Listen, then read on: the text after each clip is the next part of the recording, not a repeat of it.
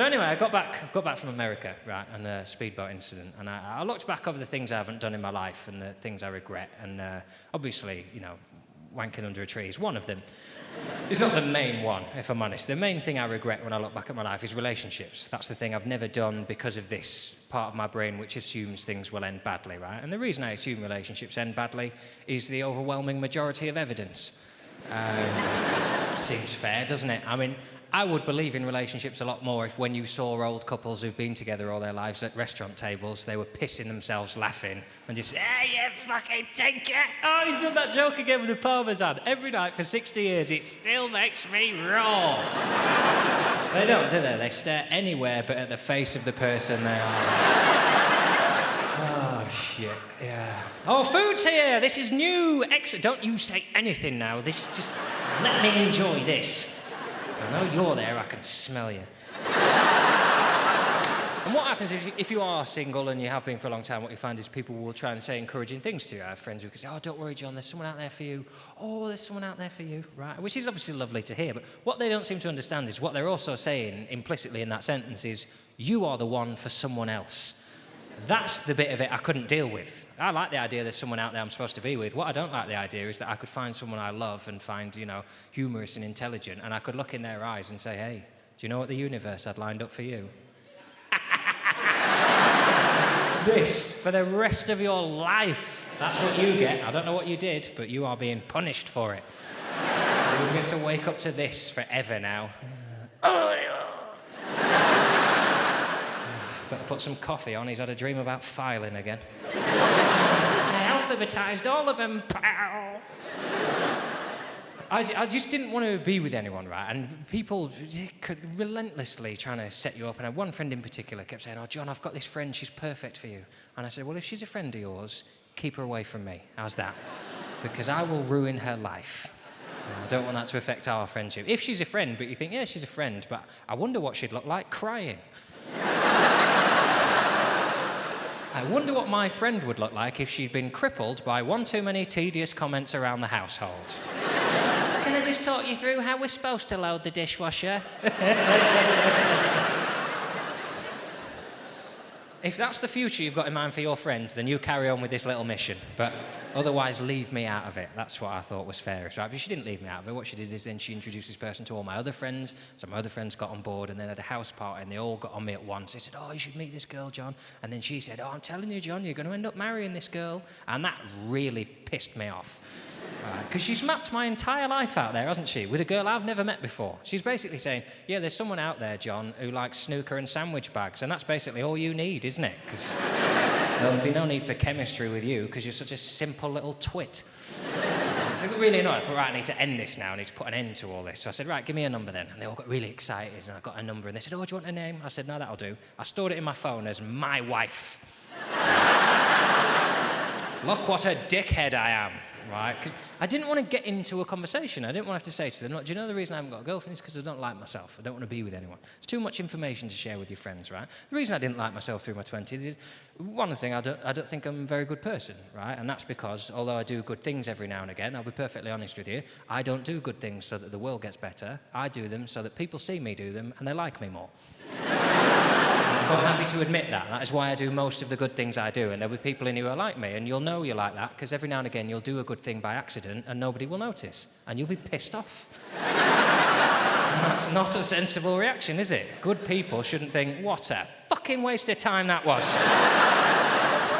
Could have kept that money. Good people think, oh, well, good deeds, is it in reward? Right, I was in a pub, right, I bought a drink, I held my hand out for the change, right? It's not the biggest hand you're ever going to see in the world, but, you know, a few quid will slot in there lovely, right? So go on, pop it in there, right? And most of it went in there, but then a pound hit that bit, right? Quite a heavy coin, isn't it? And that's quite a spongy bit of the hand, so it didn't just flick off, it went boom. Right? And I watched it, I couldn't go after it, could I? Because I dropped these ones, and I had my pint in this hand. So I watched it fly through the air and land right into a charity collection bucket. Awkward, right? And when I say bucket, I don't mean like an actual, I mean those things they shake, where that gap is only just big enough for a pound on its side. As a shot from there, it was absolutely remarkable. Right? If I'd meant that, I would have been the coolest person who's ever given money to charity. I'd gone, cheers, that one's for the charity, see you later. But obviously she knew I didn't mean it, right? So she's not looking at me, the barmaid, thinking, oh, what a lovely guy giving that £1 away. I know what she's thinking. I can see her face. She's thinking, oh, look how annoyed he is. I was annoyed because you can't say anything there, can you? You can't say, you haven't got a key for that, have you? I didn't mean that. That was it wasn't an accident, it was your fault. I told you where I wanted it and you sliced the pass. You owe me £1 and another one for the distress. Give me £2, please, right? I didn't know what to say to get out of this situation, right? So I stared at the thing and I could have been there 15 minutes, I have no idea, right? And then I thought, I know what I'll do. I'll get out of this situation using my sense of humour. Which is a slight problem, because if I've learned anything since I became a comedian, it's that I'm not funny. Not in real life, out and about, you know, when you fire out gags. I just make people tense, because I try too hard, and it's weird. I do little voices and act shit out, and you know, like the rhythm of humour is supposed to be fast, isn't it? People are chatting, you go, oh, bada bada bada bada, and someone will go, oh, bada bada bada, and they go, ah, bada bada bada. Not those words, obviously, but the rhythm of it's there, isn't it? If I do a joke, it tends to go, oh, bada bada bada, and I'll go, oh, bada bada bada, and I go, oh. What do you think he meant by that? It doesn't seem to fit in with anything that's happened in the last week. I'll just tell you what I said, and this will be the best illustration, right? I'm there holding my hand out, right, and I looked at her, and I looked down, and I noticed the charity that was being collected for, right? So here's my little zinger to get me out of this situation. You can have this. I said, oh, knowing my luck, I'll probably end up getting prostate cancer now as well.